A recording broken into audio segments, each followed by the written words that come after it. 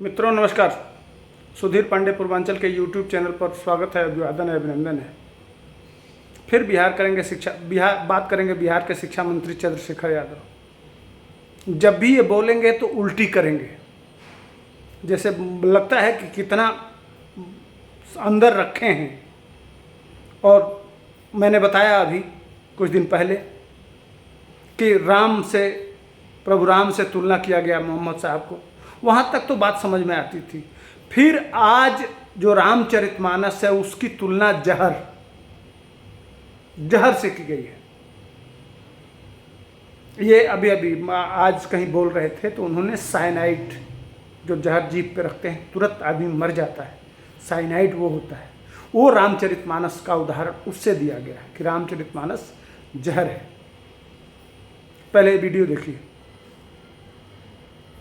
खाना परोसा गया हो, उसमें थोड़ा पोटेशियम साइनाइड डाल दिया गया हो तो आप खाएंगे। इसलिए मेरी आपत्ति वहां है और रहेगी जीवन भर रहेगी। जो पोटेशियम साइनाइड टाइप का कुछ चीज है ग्रंथों के अंदर, मैंने कहा तो जिनवा पर 10 करोड़, मोहन भागवत कहा तो फिर पर 10 रुपया को ले रखा, हमको इस बात का। अब मोहन भागवत जी 2 बार कहे, वीडियो भी जारी हुआ, आप लोग यूट्यूब पर मिल भी जाएगा उनका भाषण में। अगर आपको दिक्कत है तो मैं दे दूंगा। फर्क कहां है? गोदान के पात्र नहीं बदले जाएंगे और उनकी जातियां नहीं बदली जाएगी। गटर में उतरने वालों की जातियां अगर नहीं बदली जाएगी तब तक इस भारत भूमि पर आरक्षण और जातीय गणना की जरूरत पड़ती है। वो चंद्रशेखर जी हैं, शिक्षा मंत्री बिहार के। उन्होंने आज श्री रामचरितमानस को पोटेशियम साइनाइड बता दिया कि ये पोटेशियम साइनाइड है। एक शब्द नहीं निकल रहा है इनके मुंह से किसी की, ये लिस्ट जारी करने वालों की। ये आप इस मंत्री को आप बॉयकॉट करेंगे या नहीं करेंगे? राहुल बाबा, जहां भी फॉरेन कंट्री में है जवाब दीजिए। ये आपने पत्रकारों को तो बॉयकॉट कर दिया। ये जो चंद्रशेखर जी हैं जो कह रहे हैं कि रामचरितमानस ये पोटेशियम साइनाइड है, ये जहर है, आप में हिम्मत है उस पॉलिटिकल पार्टी को और उसके इस नेता को बॉयकॉट कर सकते हैं क्या? सैफुद्दीन सोज जो बोल रहा है आतंकवादियों के मन के अंदर क्या चल रहा है उसे हमें पढ़ने की आवश्यकता है। इस सैफुद्दीन सोज को राहुल गांधी, सोनिया गांधी बॉयकॉट करने की हिम्मत रखते हैं क्या? हिम्मत है तो दिखाइए। वीडियो आपने देखा, ये शिक्षा मंत्री हैं, इनको अपने विषय पे काम करना चाहिए, शिक्षा पे काम करना चाहिए कि बिहार में शिक्षा में कैसे सुधार हो। 4-4 साल सत्र लेट है विश्वविद्यालयों का, उस पर काम करना चाहिए, उसके लिए प्रयास करना चाहिए। विश्वविद्यालयों में पहुंच के बच्चों की समस्याओं को सुनना चाहिए। बिहार अगर पिछड़ा है शिक्षा में तो अभी यही कहे भी थे कि फिजिक्स और मैथ के, अपने मुंह से कहे थे कि मैथ के और साइंस के बच्चे ही नहीं मिलते हैं, तो अपने मुंह पे आप उस पर बात करिए ना।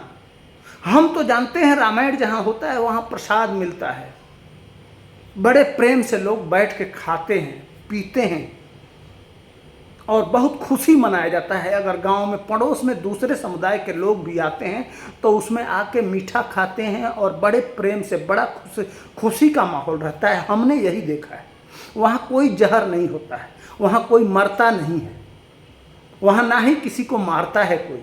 कुत्ते तक को नहीं मारते हैं, लोग डांट देते हैं कि नहीं जाने दो, कहीं ईश्वर के रूप में कुत्ता भी आया हो हमारे यज्ञ में शामिल होने, यहाँ तक हम प्रिकॉशन लिया जाता है। लेकिन आप जाकी रही भावना जैसी, प्रभु मूरत देखी तैसी। तो आप दूसरा वीडियो देखिए। यह शिक्षा के अधिकारी हैं और बच्चियां किस तरह से गुस्से में, जब उनको सीट नहीं मिलता है तो वो क्या कर रही हैं, आइए उस वीडियो को देखिए। हम लोग को बहुत समस्या है स्कूल में। हम लोग की मैम हम लोग का जीना हराम करके रखी है। ना ब्रेंच है बैठने के लिए, ना पीने के लिए पानी है, और यहाँ तक कि बोलते हैं कि घर में ना पंखा है ना पानी, तुम लोग ऐसी है। सारी मैम सिर्फ चैट करती है, चैट से बैठ के। एक भी मैम ये नहीं पढ़ाने के लिए। किसी मैम को बोलते हैं तो मैम बोलती है हमको आता ही नहीं है पढ़ाने।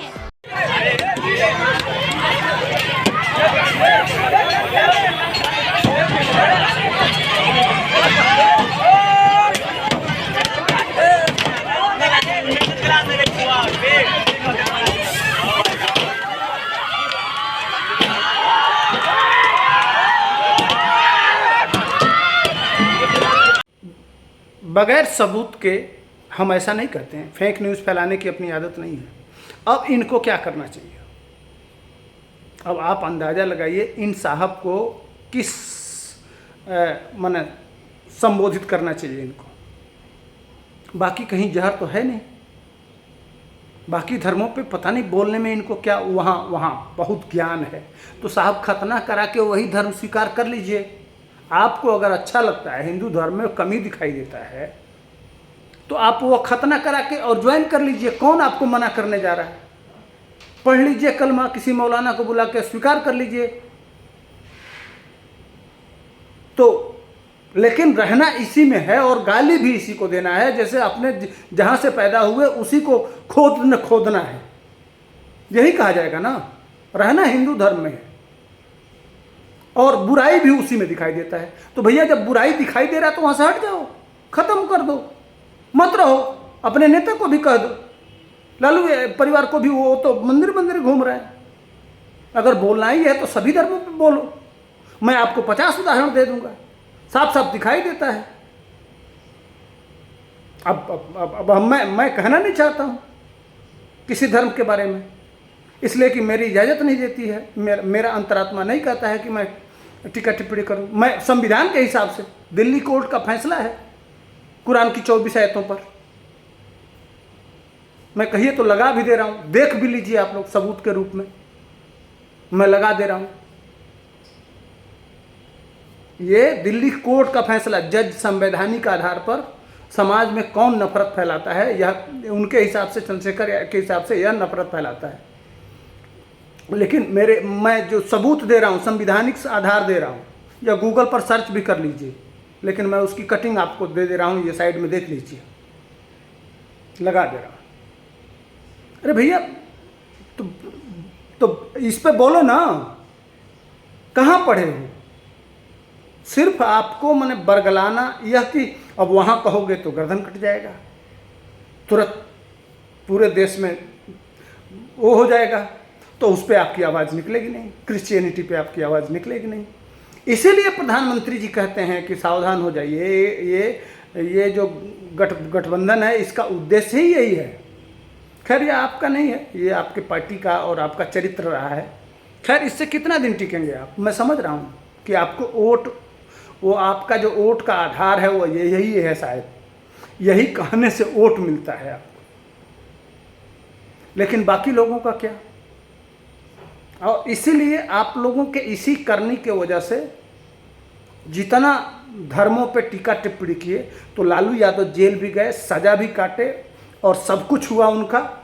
अभी आने वाले दिनों में उनका बेटा भी जेल जाएगा, उनका पूरा परिवार जेल जाएगा, वो दिन दूर नहीं है।